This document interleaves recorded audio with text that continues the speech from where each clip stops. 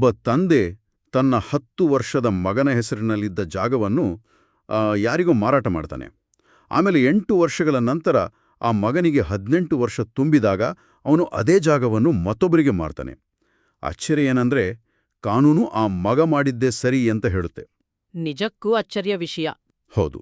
ಇವತ್ತು ನಾವು 2025ರ ಸುಪ್ರೀಂ ಕೋರ್ಟ್ನ ಕೆ.ಎಸ್. ಶಿವಪ್ಪ ವಿರುದ್ಧ ಕೆ. ನೀಲಮ್ಮ ಕೇಸ್ನ ಮೂಲ ದಾಖಲೆಗಳನ್ನು ಇಟ್ಕೊಂಡು ಈ ಅಪ್ರಾಪ್ತರ ಆಸ್ತಿ ಹಕ್ಕುಗಳ ಅಸಲಿ ಕಥೆಯನ್ನ ಡೀಪಾಗಿ ವಿಶ್ಲೇಷಣೆ ಮಾಡೋಣ. ಖಂಡಿತ. ಈ ಕೇಸ್ನ ಹಿನ್ನೆಲೆ ಶುರುವಾಗೋದು 1971ರಲ್ಲಿ ರುದ್ರಪ್ಪ ಅನ್ನೋರು ತಮ್ಮ ಅಪ್ರಾಪ್ತ ಮಕ್ಕಳ ಹೆಸರಿನಲ್ಲಿದ್ದ ಪ್ಲಾಟ್ ನಂಬರ್ 57ನ್ನ ಕೋರ್ಟ್ ಪರ್ಮಿಷನ್ ಇಲ್ಲದೆ ಮಾರಾಟ ಮಾಡಿದ್ರು. ಆಮೇಲೆ ಆ ಆಸ್ತಿ ನೀಲಮ್ಮ ಅನ್ನೋರ ಕೈ ಸೇರ್ತು. ಓಹೋ, ಅಂದ್ರೆ ಆ ಮಕ್ಕಳು ದೊಡ್ಡವರಾದ್ಮೇಲೆ ತಾವೇ ಆ ಆಸ್ತಿಗೆ ನಿಜವಾದ ಮಾಲೀಕರು ಅಂತ ಡಿಸೈಡ್ ಮಾಡಿ ಅದೇ ಪ್ಲಾಟ್ನ ಶಿವಪ್ಪನಿಗೆ ಮಾರಾಟ ಮಾಡಿದ್ರಾ? ಹೌದು, ಸರಿಯಾಗಿ ಹೇಳ್ದ್ರಿ.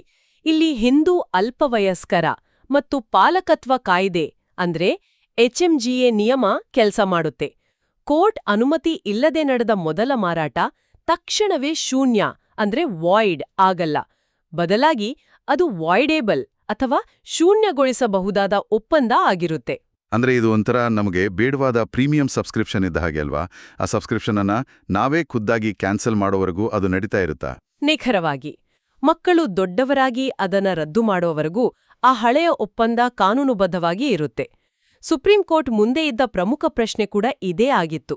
ಆ ಹಳೆಯ ಒಪ್ಪಂದವನ್ನ ರದ್ದು ಮಾಡೋದು ಹೇಗೆ ಅಂತ. ಹೌದಲ್ವಾ?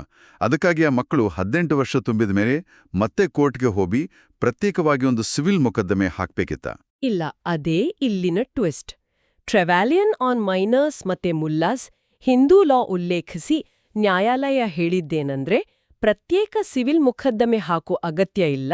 ಅಪ್ರಾಪ್ತರು ವಯಸ್ಕರಾದ ಮೇಲೆ ಆ ಹಳೆಯ ಒಪ್ಪಂದವನ್ನ ಒಪ್ಪಲ್ಲ ಅಂತ ತೋರ್ಸೋಕೆ ಕೇವಲ ತಮ್ಮ ಒಂದು ಸ್ಪಷ್ಟವಾದ ವರ್ತನೆಯ ಮೂಲಕವೇ ಅದನ್ನ ತಿರಸ್ಕರಿಸಬಹುದು.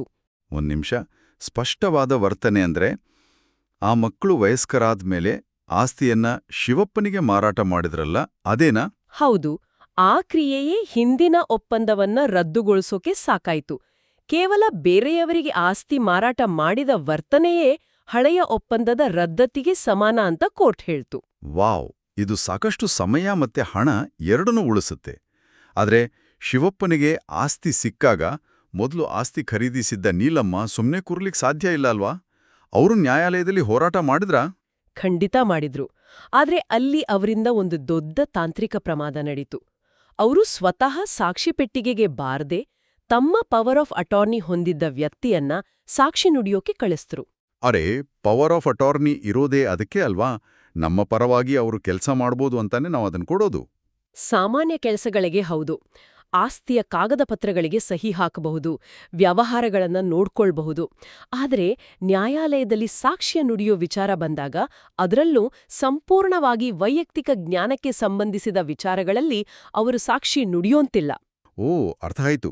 ಅಂದ್ರೆ ನ್ಯಾಯಾಲಯದಲ್ಲಿ ಕ್ರಾಸ್ ಎಕ್ಸಾಮಿನೇಷನ್ ಮಾಡುವಾಗ ಒಬ್ಬ ವ್ಯಕ್ತಿಯ ನೆನಪು ಮತ್ತೆ ಅವರ ಉದ್ದೇಶವನ್ನ ಪರೀಕ್ಷೆ ಮಾಡ್ತಾರಲ್ವಾ? ದಶಕಗಳ ಹಿಂದೆ ನೀಲಮ್ಮನಿಗೆ ಏನ್ ಗೊತ್ತಿತ್ತು ಅಂತ ಅವರ ಪವರ್ ಆಫ್ ಅಟಾರ್ನಿ ಹೇಗಿಳೋಕ್ ಸಾಧ್ಯ? ನಿಜ. ಒಬ್ಬರ ನೆನಪುಗಳನ್ನ ಇನ್ನೊಬ್ರು ಹೊತ್ಕೊಂಡು ಬಂದು ಸಾಕ್ಷಿ ಹೇಳೋಕಾಗಲ್ಲ.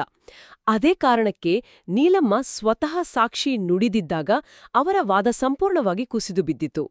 ಜಾನಕಿ ವಾಷ್ದೇವ್ ಭೋಜ್ವಾನಿ ಪ್ರಕರಣವನ್ನ ಉಲ್ಲೇಖಿಸಿ ಕೋರ್ಟ್ ಈ ಮಾತನ್ನ ಸ್ಪಷ್ಟಪಡಿಸಿತು. ಸರಿ. ಹಾಗಾದ್ರೆ ಈ ಸಂಪೂರ್ಣ ವಿಶ್ಲೇಷಣೆಯ ಸಾರಾಂಶ ಏನಂದ್ರೆ, ಅಪ್ರಾಪ್ತರ ಆಸ್ತಿಯನ್ನ ಖರೀದಿಸುವಾಗ ತುಂಬಾನೇ ಎಚ್ಚರಿಕೆ ಇರಬೇಕು. ಕೋರ್ಟ್ ಪರ್ಮಿಷನ್ ಇದೆಯಾ ಅಂತ ಕಡ್ಡಾಯವಾಗಿ ಚೆಕ್ ಮಾಡ್ಕೋಬೇಕು. ಇಲ್ಲಾಂದ್ರೆ ವರ್ಷಗಳ ನಂತರ ಆಸ್ತಿ ಕೈತಪ್ಪೋ ಅಪಾಯ ಇರತ್ತೆ. ಖಂಡಿತ. ಜೊತೆಗೆ ಕಾನೂನಿನ ಹೋರಾಟದಲ್ಲಿ ಕೇವಲ ಕಾಗದ ಪತ್ರಗಳು ಮಾತ್ರ ಅಲ್ಲ, ನ್ಯಾಯಾಲಯದ ಪ್ರಕ್ರಿಯೆಗಳನ್ನ ಸರಿಯಾಗಿ ಪಾಲಿಸೋದು ಎಷ್ಟು ಮುಖ್ಯ ಅನ್ನೋದಕ್ಕೆ ನೀಲಮ್ಮನವರ ಪವರ್ ಆಫ್ ಅಟಾರ್ನಿ ನಡೆಯೇ ಒಂದು ದೊಡ್ಡ ಪಾಠ. ನಿಜ. ಈಗ ಒಂದು ಕೊನೆಯ ಆಲೋಚನೆ.